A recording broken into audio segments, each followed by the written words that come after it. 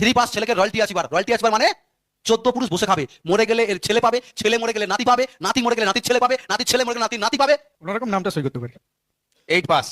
এদের থেকে low quality আপনার নাকি? উঠুন, জাগুন, বেঁচে যাবেন। এই সংস্থা 1 টাকাও নিতে আসেনি, আর 5টা সংস্থার সঙ্গে মিলাবেন না বস। প্রতি মাসে কম করে 30,000 ইনকাম তাকে রয়্যালটি অ্যাচিভার বলা হয়। তো আমি চাইবো আপনাদের সবাইয়ের জোরদার করতালির মাধ্যমে all royalty achiever come on the stage.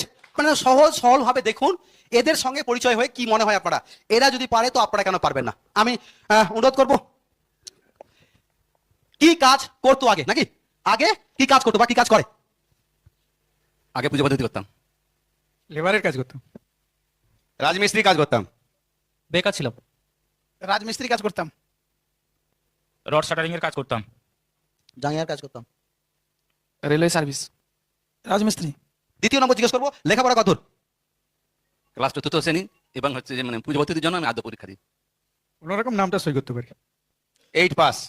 এদের থেকে লো কোয়ালিটি আপনার নাকি? উঠুন, জাগুন, বেঁচে যাবেন। এই সংস্থা 1 টাকাও নিতে আসেনি, আর 5টা সংস্থার সঙ্গে মিলাবেন না বস। আরে স্কুল নাম সই করতে পারেনি royalty achiever. HS pass. Actually 5-এ 3 বছর আর 6-এ 3 মাস। ভালো করে ভাবুন কোন প্ল্যাটফর্ম আছে যেদেরকে সফল বানাবে? ক্লাস 3। এগুলো সব নিদর্শন হওয়ার মতো। ভুল বলছি আমি? 100 ডিগ্রি দিয়ে না, লোকে চাকর হবে 2 বছর ধর্ণা দিচ্ছে। ঠিক বলছি না ভুল বলছি? 3 পাস ছেলেকে রয়্যালটি অ্যাচিভার। রয়্যালটি অ্যাচিভার মানে 14 পুরুষ বসে খাবে, মরে গেলে এর ছেলে পাবে, ছেলে মরে গেলে নাতি পাবে, নাতি মরে গেলে নাতির ছেলে পাবে, নাতির ছেলে মরে গেলে নাতির নাতি পাবে। ক্লিয়ার না? ক্লিয়ার নয়? কি করা উচিত? আরে ভারতবর্ষ সব থেকে বেশি জনসংখ্যার দেশ হয়ে গেছে, ঠিক না বল? এবং সব থেকে বেশি ইয়াং ভারতবর্ষে, এবং সব থেকে বেশি বেকারত্ব ভারতবর্ষে। আসুন এই মিশনের সাথে আপনাদের সবাই সাথ চাই, সবাই সামিল হন, সিরিয়াস হন। এই যে কোয়ালিটির মানুষগুলো যদি আসতে পারে, 100 ডিগ্রি নিয়ে মানুষ চাকর হওয়ার জন্য লোকে দৌড়ে দৌড়ে ধর্ণা দিচ্ছে, আমাকে চাকর বানাও, আর এই সংস্থা মালিক বানাচ্ছে। কি করা উচিত? মাধ্যমিক মাধ্যমিক পাস, গ্রাজুয়েট, মাধ্যমিক পাস। ক্লিয়ার না? ক্লিয়ার না বিষয়টা? আমার একটা ছোটবেলা থেকে ইচ্ছা ছিল, সারা জীবন কি কাজ করতে হবে সকাল থেকে উঠে, সেই জ্বালাটা এখান থেকেই দূর হতে পারে কিছুদিন কর্ম করে। তো সেই রকম একটা ইচ্ছা নিয়ে শুরু করেছিলাম। ক্লিয়ার না? ক্লিয়ার নয়? বাকি সবাইকে বলবো এই বিজনেসটা করতে গিয়ে আপনার সমস্যা কি হয়েছিল, একটা শব্দ। সমস্যা যাকে বলতে যাই না বলতো। আমার অ্যাকচুয়ালি বাড়ি থেকেই বেশি সমস্যা ছিল। বড় সমস্যা বাবা ছিল।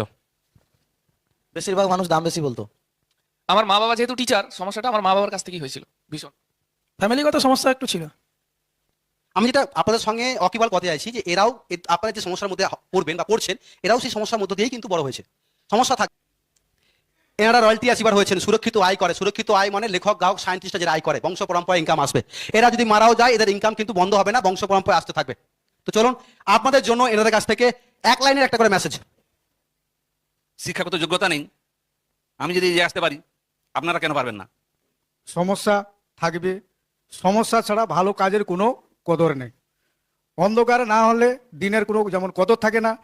স্ত্রী বলছে, ভাই বলছে, ছেলে বলছে, ওগা দেখা আছে, ওগা শোনা আছে, কত লোক ফেল হয়েছে, কিন্তু আমরা যে পাস যে করেছে তাদের দিকে আর লক্ষ্য রাখি না। পাসটাই যে কম লোকেই করে, ফেলটা বেশি লোকেই করে। শুরু করার পরে প্রথমে যাকেই বলতে যাই না বলে, ভাবলাম না এটা আমার দ্বারাই সম্ভব নয়। খরচা করো, চর্চা করো, আর জীবন ভোর পয়সা কামাও। যদি এই স্টেজ পেতে হয়, যদি রয়্যালিটি বা টেকনিক্যাল পেতে হয়, তাহলে জীবনে সব থেকে বেশি না বা নেগেটিভ শুনতে হবে। যে যত বেশি নেগেটিভ শুনতে পারবে, এবং সেই নেগেটিভ শোনার পরে নিজের মধ্যে নিজের অন্তরাত্মাকে পজিটিভিটি রেটে বাড়াতে হবে। যদি বাড়ান তো একদিন না একদিন এই জায়গায় অবশ্যই উপস্থিত হতে পারবেন। ধন্যবাদ। আপনারা অনুভব করে দেখুন, এনাদের মতো মানুষরা যদি করতে পারে, রয়্যালটি অ্যাচিভ হতে পারে, তো আপনাদের মতো মানুষরা পারে না?